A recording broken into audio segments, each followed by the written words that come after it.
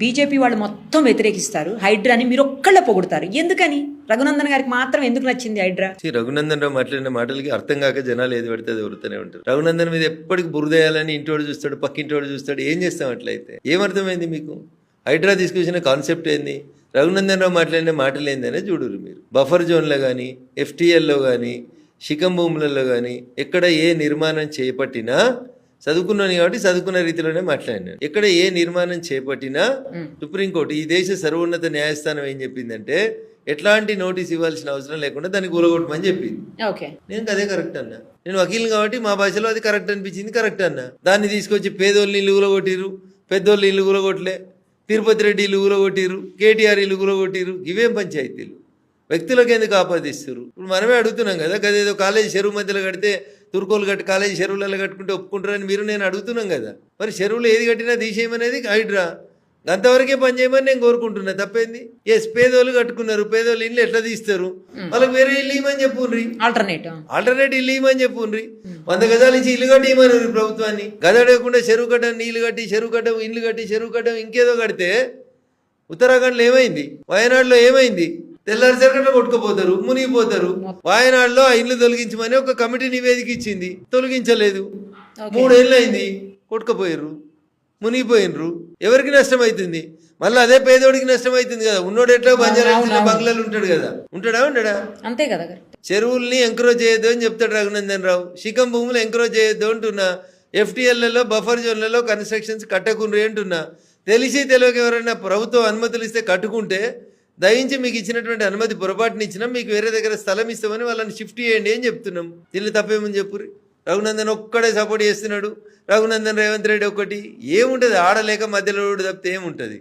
రఘునందన్ గెలవడం శాతగాకి ఇవన్నీ పుకార్లు అన్నట్టుగా, అంతే.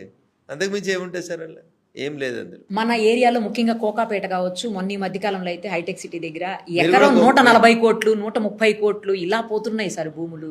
ఏమనుకోవాలి? అంటే మనం హైదరాబాద్ బాగా డెవలప్ అయిపోయింది అనుకోవాలా, లేకపోతే అసలు పేదవాడికి అందుబాటులో లేకుండా పోతుంది అనుకోవాలా? నా దృష్టిలో రెండు కూడా కరెక్ట్ కాదు. విరుగుట కొరకే అనుకుంటున్నాడు. అంటే పడిపోతుందా మళ్ళీ? ఇది ఏమైతుందనే తర్వాత ఆలోచించుకోండి. నేనేం శాపనార్థాలు పెడతలేను, ఇంకా ఫ్యాక్ట్ చెప్తా ఉన్నాడు. అతి సర్వత్రా వర్జయితే అంటారు, అంతే అవుతుందని నేను అనుకుంటున్నాను. అంతంత అసలు అందుబాటులో లేకుండా పోతున్నాయి కదా సార్. మీ భాషలో అందుబాటులో లేకుండా పోతున్నాయి, వాళ్ళ భాషలో బిజినెస్ బాగా లాభసాటిగా సాగుతుంది. అది చూసే కళ్ళని బట్టి, చెప్పే మాటల్ని బట్టి ఉంటుంది, వినే చెవులను బట్టి బిజినెస్ కూడా బాగా అవుతుంది. ఓకే, 150 కోట్లు పెట్టి ఒక ఎకరం కొనుక్కున్నాడు అంటే దాంట్లో వచ్చేది 2600 గజాలు వస్తుంది. ఆ 2600 గజాలలో మీరు గజంకి హెచ్ఎండిఏ 4800 గజాలు కదా సార్. 4800 గజాలని లేఅవుట్ చేసి రోడ్లు వేసి డెవలప్మెంట్ చేసిన తర్వాత వచ్చేది 2600 స్క్వేర్ యార్డ్స్ వస్తుంది అప్రాక్సిమేట్లీ. మాక్సిమం వస్తే 2800 స్క్వేర్ యార్డ్స్ వస్తుంది. ఒక ఎకరానికి మీరు అన్నటువంటి 4800 గజాలు డివైడెడ్ బై ఈ 150 కోట్లు వేసిరు అనుకోరి, ఒక గజం ఎంత పడ్డట్టు? అందులో ఎవరు ఉంటారు? ఇల్లు కట్టుకొని ఉంటారా? ఉండరు కదా.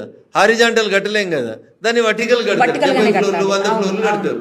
అప్పుడు లాభసాటి వ్యాపారం అవుతుంది. ఇప్పుడు ఒక్కొక్క ఫ్లాట్ 20 కోట్లకి అట్లా అమ్ముతున్నారు. అట్లా కట్టి వాడు 70 ఫ్లోర్లు కడతాడు. 70 ఫ్లోర్లు నుండి 20 కోట్లు ఎంత అయింది తల్లి?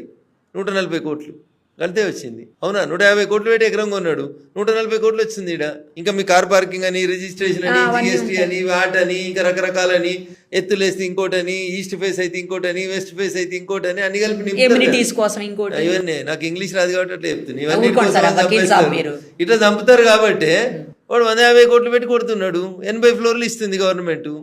కానీ గవర్నమెంట్ ఆలోచించాల్సిన మినిమం ఇదేంటంటే, ఇప్పుడు మీరు ఒక ఎకరంలో ఇంతకుముందు ఎన్ని చెట్లు ఉండే, ఇప్పుడు మీరు ఎకరం కట్టిన తర్వాత ఆయన ఏం పెడతాడు? 2 పూల మొక్కలు పెట్టి చిన్న అందంగా కనబడేందుకు 2 చెట్లు పెడతాడు. అపార్ట్మెంట్లో ఒక 1000 మంది వస్తారు అనుకోర్రి. 1000 మందికి సరిపోయింది ఆక్సిజన్ వస్తుంది ఆడికెళ్ళి. 1000 మంది వదిలేసిన కార్బన్ డైఆక్సైడ్ పీల్చుకుంటేందుకు అక్కడ మొక్కలు ఉన్నాయా? 1000 మంది ఒకటేసారి కార్లు 1000 మంది ఉన్నారంటే కనీసం ఒక 300 కార్లు ఉంటాయి. ఒకటేసారి 300 కార్లు రోజు పొద్దున 9:30కి పోవాలని పోతే, లేదా ఒకటేసారి 9:30కి అందరు ఆఫీస్ పోవాలని బయలుదేరితే, నీ ఇంటి ముంగట ఉన్న రోడ్ అంతా ఇంతే ఉంటుంది. మధ్యలో డివైడర్ ఉంటుంది, అటు 2 లైన్లు ఇటు 2 లైన్లు ఉంటాయి. ట్రాఫిక్ జామ్ అవుతుంది హైదరాబాద్ అంటే. కాకపోతే ఏమవుతుంది? నిరుపమ్ గారు, మీరు 80 ఫ్లోర్లు పైకి ఇస్తున్నప్పుడు ఆ 80 ఫ్లోర్లలో లేదా ఒక 10 ఎకరాల్లో 50 అంతస్తులు ఇస్తుంటే ఇక్కడ కనబడుతుంటాయి మీరు వస్తుంటే సర్వీస్ రోడ్ ఎంబడి. ఒక టవర్ కంప్లీట్ అయితే ఒక ఊరు కంటే పెద్దగా ఉంటుంది టవర్. దాంట్లో ఉండే జనాభా ఒక ఊరు కంటే ఎక్కువ ఉంటారు. రోడ్ ఏమైనా పెరుగుతుందా నిరుపమ్ గారు? అదే రోడ్డు సార్. మీరు ఇంతకుముందు 5 ఫ్లోర్లు 10 ఫ్లోర్లు ఇచ్చినప్పుడు సేఫ్గా ఉంది హైదరాబాద్. ఇలా మల్టీ స్టోరీడ్ బిల్డింగ్ అని 50 ఫ్లోర్లు ఇచ్చి ఎగ్జిస్టింగ్ అదే 100 ఫీట్ల రోడ్డు మీద ఇప్పుడు మీరు వచ్చిన ఈ రోడ్ ఎంబడి మొత్తం మేము వచ్చినప్పుడు 2017లో ఎవరు లేరు ఈ రోడ్డు మీద మాదొకటే కాలనీ. ఎవరు లేదు, మీరు ఒక్కళ్ళే. ఇవాళ మేము 25కి వచ్చేసరికి మాకు చుట్టూ ఇట్లా చూడాల్సి వస్తుంది పైకి. ఏ పక్క చూసినా అన్ని 50 ఫ్లోర్ల బంగ్లాలే వచ్చినాయి. సో ఇవన్నీ ఫుల్ఫిల్ అయ్యి రేపు జనాలు వచ్చిరనుకోరు, ఇంటికి 2 కార్లు వేసుకొని వచ్చిరనుకోర్రి, ఈ రోడ్ ఎట్లా సరిపోతుంది నిరుపమ్ గారు? ట్రాఫిక్ జామ్ కాకపోతే ఏమవుతుంది? సో ఈ బిల్డింగ్ కడుతున్నప్పుడు అక్కడికి వచ్చే జనాభా ఎంత, వాళ్ళకి భవిష్యత్తులో అవసరాలు ఏముంటాయి, రోడ్ ఏంది, నీళ్ళేంది, మోరేంది, డ్రైనేజ్ ఎడిపోతుంది, కరెంట్ ఎంత కావాలి, ఏమన్నా ఆలోచిస్తుందా మున్సిపాలిటీ? ఫీజు కట్టిర్రు, పర్మిషన్ ఇచ్చినాము, మరి రోడ్ ఎవరు వేయాలి? వాటర్ ఎక్కడికి వెళ్ళేది? ఎక్కడికి వెళ్ళి వస్తుంది?